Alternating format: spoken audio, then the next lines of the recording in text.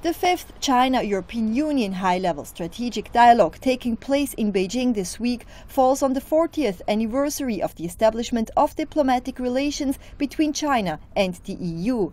Today, China is the EU's second biggest trading partner behind the United States, and the EU is China's largest trading partner. The two sides are expected to look back on and ahead to the future of China-European Union relations and exchange their views on international and regional hot issues of common interest. International security and foreign policy issues will rank high on the agenda, as well as trade.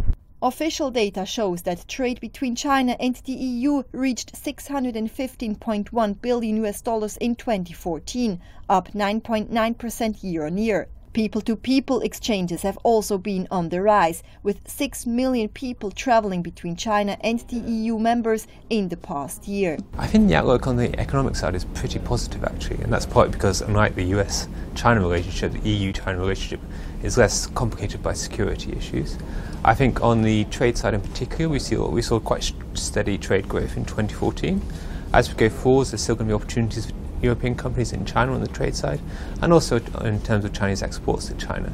As a result of that, I think probably the trade deficit, which Europe maintains with China, will probably come down a bit in the coming years, and that should help deal with some of the issues in the bilateral trade relationship in the coming years. The establishment of the Asian Infrastructure Investment Bank could provide a further stimulus for bilateral ties. Well, I think the bank itself is quite important, because if we look at the world as a whole, we are lacking investments in infrastructure.